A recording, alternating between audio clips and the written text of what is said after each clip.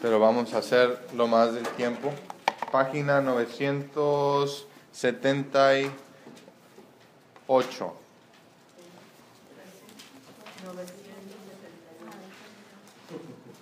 Y mientras unos encuentran las páginas, mi abuelita, les voy a leer el pasaje. Estamos en San Juan, comenzando verso 27, llegamos hasta el verso 42. Capítulo 4. Capítulo 4. Estamos, les di la página, pero ustedes traen sus Biblias. 4, 27 al 42. Este es después de la conversación con la mujer samaritana. Jesús le ha explicado, se ha revelado a ella como el Mesías, como el Cristo que tanto esperaban los samaritanos, y también le dice de la promesa del agua viva, y vamos a ver aquí qué sucede. Esta es la última parte de su conversación. Verso 27 dice: en esto vinieron sus discípulos y se maravillaron de que hablaba con una mujer. Sin embargo, ninguno dijo: ¿qué preguntas o qué hablas con ella? Entonces la mujer dejó su cántaro y fue a la ciudad y dijo a los hombres: venid, ved a un hombre que me ha dicho todo cuanto he hecho. ¿No será este el Cristo? Entonces salieron de la ciudad y vinieron. Entre tanto los discípulos le rogaban diciendo: Rabí, come. Él les dijo: yo tengo una comida que comer que vosotros no sabéis. Entonces los discípulos decían unos a otros: ¿le habrá traído alguien de comer? Jesús les dijo: mi comida es que haga la voluntad del que me envió y que acabe su obra. ¿No decís vosotros: aún faltan 4 meses para que llegue la siega? He aquí os digo: alzad vuestros ojos y mirad los campos, porque ya están blancos para la siega.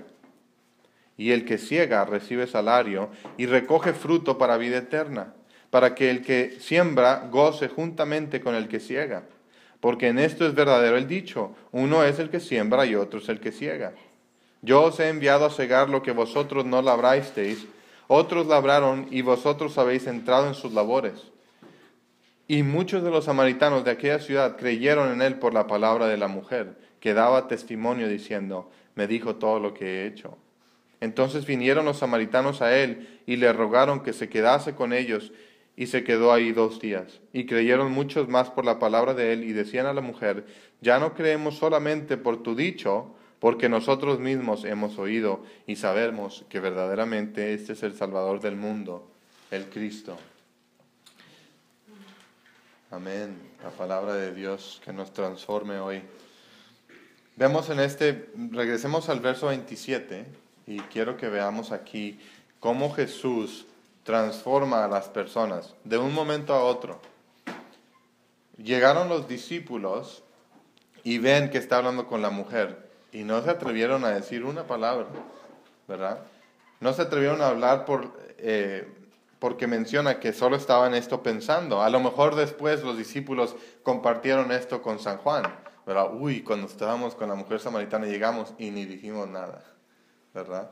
Entonces, porque ¿cómo sabe Juan que esto pensaron, verdad? A menos que el Espíritu Santo se lo haya revelado. Esa es otra posibilidad. Pero no dijeron nada. Pero noten que el hecho de que tienen estas preguntas en sus mentes demuestra que Jesús está rompiendo barreras sociales, cosas sociales que los judíos no harían. Los judíos no hablaban con samaritanos, mucho menos un rabí, un maestro judío, hablar con una mujer samaritana. Entonces Jesús pone las normas sociales de las que nosotros tendemos a aferrarnos y así formar relaciones entre nosotros. Jesús dice: no, tenemos que ver las cosas como Dios dice, y Él rompe esas barreras sociales que no son de acuerdo a la palabra de Dios. Entonces Jesús está hablando con la mujer.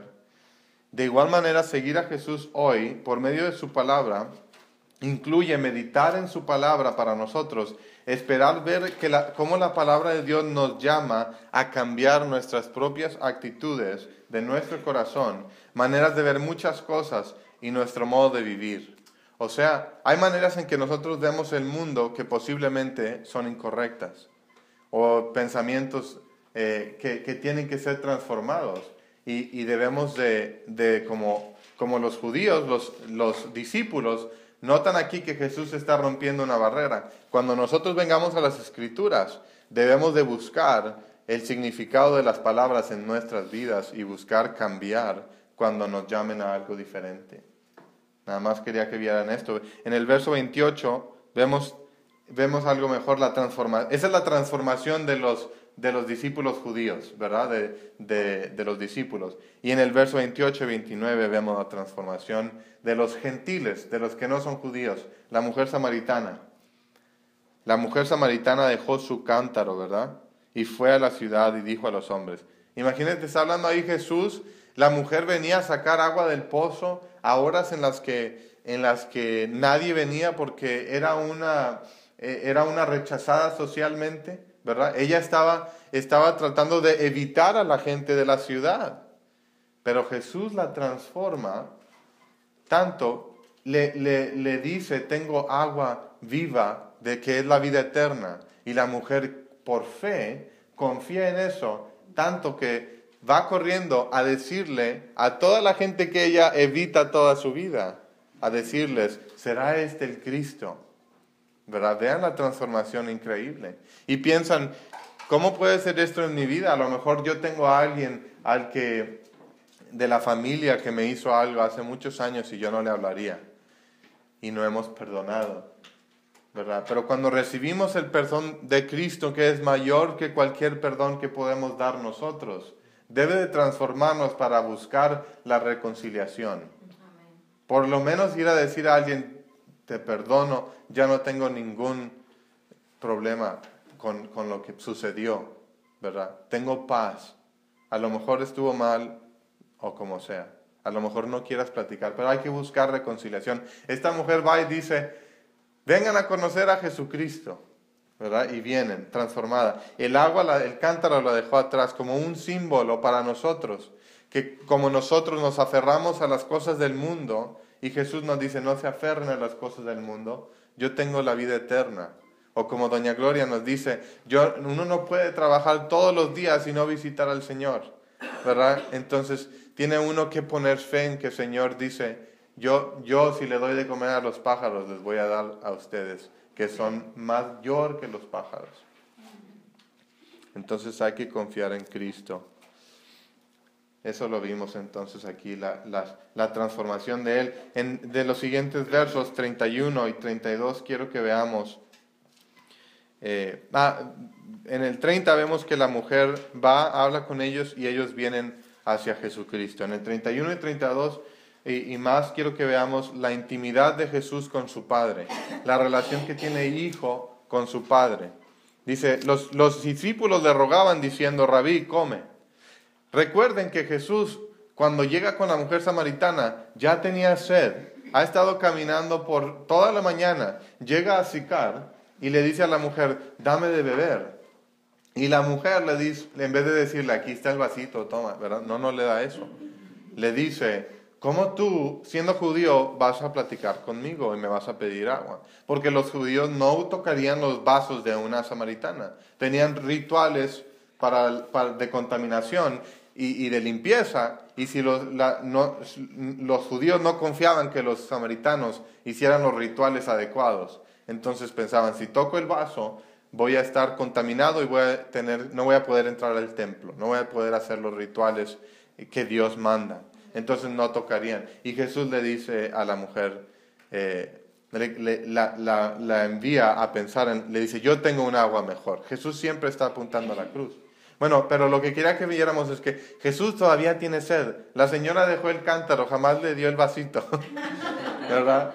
Y ahora, pues si tiene sed, tiene hambre. Los discípulos fueron a recoger comida y vienen y le están rogando, come algo. Pero Jesús viendo, ¿verdad? Y no hay diferencia, la gentil samaritana y los judíos son carnales. Y eso es lo que Juan nos demuestra. Siempre estamos pensando en la carne, en lo terrenal. Y Jesús siempre está pensando en el cielo, en el Padre. Entonces toma el tiempo para les dice, yo tengo comida que comer. verso 32, que vosotros no sabéis. Y los discípulos decían, ¿acaso alguien le trajo de comer? Ven, igual, de carnales. Esta historia, si un judío leyera a la samaritana, ve la historia y a lo mejor piensa, ay, pues sí, los samaritanos son bien carnales. Y luego, pero vienen los discípulos, igual. Así somos todos. Es lo que nos está enseñando. Todo el mundo, el que no conoce la salvación de Cristo, va a ser el hombre natural, que nos dice 1 Corintios Pablo, que no pueden entender las cosas de Dios, a menos que Dios nos dé vida nueva, un corazón nuevo. Entonces aquí los discípulos están mostrando que a veces están medio carnales, a veces están batallando en entender toda la enseñanza de Jesús. Dice Jesús, no, mira, mi comida, 34, dice, mi comida es que haga la voluntad del que me envió y que acabe su obra. Jesús seguramente está pensando en un verso de Deuteronomio. No tienen que voltear ahí, pero escuchen este verso, Deuteronomio 8, del 2 al 3. Moisés les está explicando a los israelitas de cómo Dios los ha estado educando en el desierto, ¿verdad? Dios los salvó de Egipto y ahora están viviendo ellos, después de la salvación, están aprendiendo a vivir bajo Dios. Y les dice, y te afligió, o le dice Jesús, le dice Moisés que Dios los afligió o los humilló, los hizo humillarse. Y dice, y te hizo tener hambre y te sustentó con maná, comida que no conocías tú, ni tus padres la habían conocido, para hacerte saber esto. Y le dice, que no solo de pan vivirá el hombre, mas de todo lo que sale de la boca de Jehová vivirá el hombre. Como nos dice la señora Gloria. No, podemos ir a trabajar, pero tenemos que alimentarnos de la palabra de Dios, de lo que procede de la boca de Dios. Jesús dice lo mismo. Ha tomado una decisión muy correcta en buscar ser nutridos por la palabra de Dios. Jesús nos dice esto y está pensando en eso. Los discípulos les traen pan y les dice, ustedes tienen que pensar, ustedes el pan ya saben cómo conseguirlo, pero tienen que pensar en buscar comer todos los días de la palabra de Dios, de lo que procede de la boca de Dios. Por eso Jesús dice, ¿verdad? En el verso 34, mi comida es que haga la voluntad del que me envió y que acabe su obra.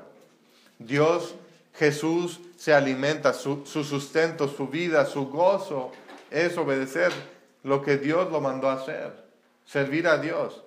Y Dios no lo mandó a hacer un restaurante de pan para la gente, ¿verdad? Como vamos a ver más adelante, que la gente lo quiere para eso. La gente hoy quiere a Jesús para que Jesús sea su lámpara mágica de cosas carnales, que les den riquezas, que les dé salud. Y esas cosas en sí no son malas, pero cuando son todo lo que buscamos, en vez de estar bien con Dios, la salvación, el perdón de los pecados y la vida eterna, hacemos de Dios un ídolo. Entonces aquí Jesús les dice, tienen que ustedes levantar su mente a cosas celestiales.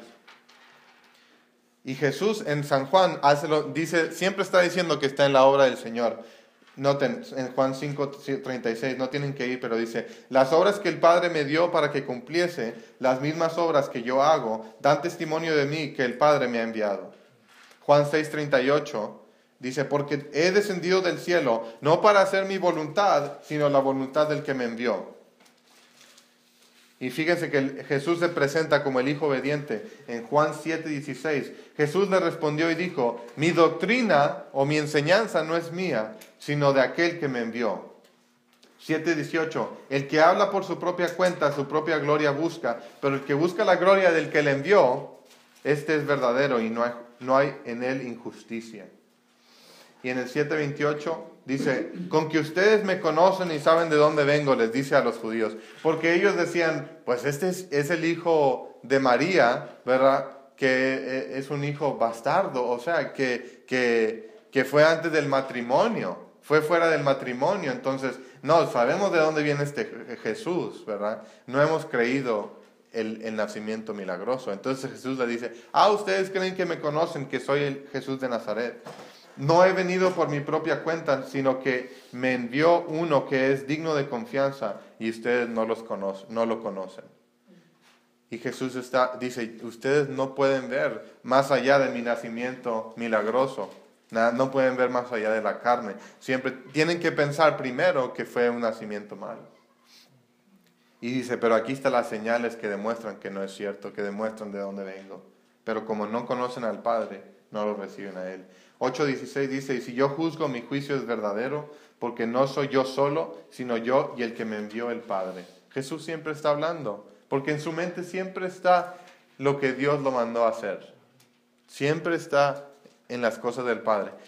Les voy a preguntar algo. ¿Ustedes piensan de esta manera? ¿Verdad? Se levantan y piensan en la mañana, ¿cuál es el motivo de mi existencia que me ha dado Dios? ¿Y cuál es el ministerio que me ha dado? ¿Y cómo lo voy a llevar a cabo hoy? ¿Voy a confiar en mi propia carne o voy a buscar la palabra de Dios que me limpie y que me prepare para poder ir a luchar la batalla contra el que está en contra de nosotros y nuestra propia carne? Entonces, tienen esta mentalidad, apréndanla de Jesús. Jesús es el hombre perfecto. Él vino a ser la revelación de lo que nosotros debemos ser, pero que no podemos por nuestro pecado. Y Él, con el Espíritu Santo, nos transforma para poder comenzar a luchar contra la carne, contra el hombre antiguo. Bueno, quiero que vean después en el verso 35. Entonces Jesús les está enseñando esto, pero luego fíjense lo que les dice. En el verso 35 les dice cuál es esa misión, cuál es la obra de Jesús. La obra de Jesús es la que hizo con la samaritana, predicar el evangelio, predicar que va a morir para el perdón de los pecados, ¿verdad? Cuando dice mi hora, que su hora viene. Y los discípulos tienen la misma misión que Jesús, predicar las buenas nuevas en todas las tierras, en todo el mundo. No nada más con los judíos, pero con los samaritanos. Fíjense cómo lo hace. Y esto es bien interesante. Vimos en el verso 30 que vienen los samaritanos de la ciudad.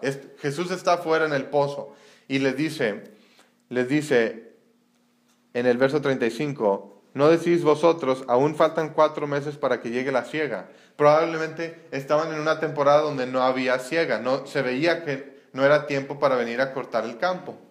Pero dice, alzad vuestros ojos y mirad los campos, porque ya están blancos para la siega. Y se pueden imaginar que voltean a ver a la ciudad y están los campos y están caminando los samaritanos viniendo a Jesucristo. A lo mejor traían ropa blanca, no sé, ¿verdad? Y en esa hora donde está brillando el día se verían bien claramente con la luz resplandeciendo contra el campo. Y esa es la siega, esa es la obra, ¿verdad? Que viene la gente necesitada del agua eterna y que nosotros les demos el evangelio, la buena nueva, que Jesús vino al mundo a salvarlos de sus pecados. Increíble la manera en que Jesús orquestra esa situación, ¿verdad? Muy sabio. Y dice, y el que siega recibe salario y recoge fruto para vida eterna, verso 36, para que el que siembra goce juntamente con el que siega. Y dice, porque en esto es verdadero el dicho, uno es el que siembra y el otro es el que siega. Normalmente, cuando en los campos el que siembra es el que la siega, ¿verdad? El que siembra su propio campo, el granjero, ¿cómo les llaman? ¿Cómo se dice farmer? Sí, granjero. El granjero, él trabaja su propio campo. Y él siembra la semilla, ara y le pone fertilizante, y en el tiempo de la cosecha, que ya está la comida, viene a segarla, a recogerla. Agricultor. Así es, el agricultor. Cuando dice ya el segador recibe su salario, como que cree que se está refiriendo él, como en parábola, ¿no? Que al salario, ¿es la salvación o...? No, En el 35. Sí, el segar recibiendo el salario y recoger fruto para la vida eterna. Cuando Jesús, ¿se acuerdan del verso que dice Jesús? No hagan tesoros para que perece, sino que júntense tesoros para la eternidad. Lo que la polilla no puede deshacer. Cuando nosotros compartimos el Evangelio y hay gente que vuelve a nacer, Dios nos va a dar algo por esas obras en la eternidad, ¿verdad? Como dicen, van a haber coronas por el servicio a Dios. Hay un entendimiento de que hay servicio más fino y más otro. En 1 Corintios dice que nuestras obras van a pasar por el fuego, y hay obras de oro y hay obras de madera, sí, de hojarasca, entonces pasan por el fuego, esas se deshacen. Pero las obras que son de oro, o sea que tienen que puede pasar por el fuego, son las obras eternas. Ese es el fruto para, Ese es el fruto para la eterna. salario, Es lo que yo, siendo la salvación, ¿verdad? así es, eso es lo que yo pienso. O sea, la salvación de otros. La salvación de otros. Sí, no, uno no obra para su salvación. Ajá. La salvación es un regalo de Dios. Pero nosotros, al recibir el regalo, predicamos el Evangelio, y esa obra es, vamos a ser dados algo por ello. Y creo que hay un verso que habla de que tendremos coronas y las coronas se las daremos de vuelta a Dios. Porque nosotros en todo, hasta en la habilidad de ir a compartir la buena nueva, podemos solamente por la gracia de Dios. Entonces, todo lo que tenemos siempre es proviniendo de Dios. Cada corona que Dios nos dé, la regresamos, ¿verdad? Y ese es nuestro gozo. Dios nos dice cuando lleguemos al cielo, el que ha obrado dice, bravo, ¿verdad? Buen sirviente, buen siervo. Así es. Así es. Yo me sé los versos en inglés, a veces batallo, pero les quiero decir el verso, se los doy medio masticados. Y doña Lili nos ayuda. Pero esa es la idea, que nos dice bien, y luego nosotros le decimos, pero todo porque tú nos diste gracia, porque nada merecimos. Entonces es un círculo, ¿verdad? Y es una alabanza, y es un amor, y es conocer a Dios más. Esa es la eternidad. ¿En qué parte dice que nosotros le entregamos las coronas a Dios? Creo que es en el Apocalipsis, pero Yo no sabía. habrá que buscarlo. A lo mejor es un himno, es una canción, a lo mejor no es un... Pero esa es la idea de que nosotros todo lo recibimos de Dios y siempre regresamos la alabanza a Dios, porque todo proviene de Él. Nosotros dependemos como criaturas siempre de la bondad de Dios. Bueno, ya no hay tiempo y les quería mostrar la última parte, pero la hablaremos en la próxima vez. Vamos a orar. Señor, te damos gracias, Padre, por esta demostración de la obediencia de Jesús y el amor que tiene contigo, esa incansable idea en su mente de obedecer todo lo que le has mandado hacer, y esa obediencia que, híjole, cuando pensamos en nuestra niñez y en nuestra juventud, y cómo nosotros con nuestros propios padres, cómo batallamos para hacer lo que nos decían. Jesús nunca desobedeció una cosa que le mandaste, y fue su gozo hacerla. Cuánta diferencia entre Él y nosotros. Pero gracias a ti, Señor, que lo mandaste a obedecer, no nada más por obedecer, no nada más por mostrarnos lo bueno que eres, o lo glorioso y santo que eres, pero también para hacerlo en nuestro lugar. Obedecer como nosotros jamás pudimos hacerlo, y darnos la salvación muriendo en la cruz, recibiendo la ira por nuestros pecados.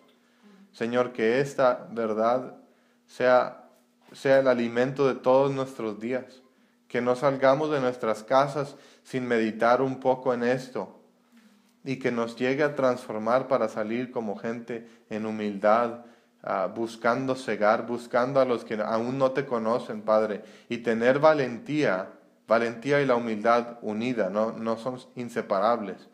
La valentía tampoco es ser bravito, sino es ser valiente para humillarse lo suficiente para sacrificarse por otros. A lo mejor ser regañados porque hablamos de cosas, de religión o de política, como dice la gente, pero tener valentía para confesar tu nombre y confesar tu gloria, que es que das la salvación toda por gracia y no por obras, que has venido y te has humillado ante nosotros para morir en nuestro lugar, y que todo el que recibe esto por fe arrepentimiento de sus pecados y te siguen, tienen la vida eterna. Padre, danos el deseo, sed de esa agua eterna, de que sea nuestra bebida diaria, y de ese pan que es tu palabra. Y danos entendimiento para que obre en nuestro corazón y nos transforme día a día. Ayúdanos a ver la verdad. Ayúdanos a orar, Señor, a buscar orar. Ayúdanos a desear buscarte todos los días y de ver tu dignidad que sobrepasa todas las cosas. Te lo pido esto y te lo pedimos juntos como tu cuerpo, tu iglesia, en nombre de Jesucristo. Amén.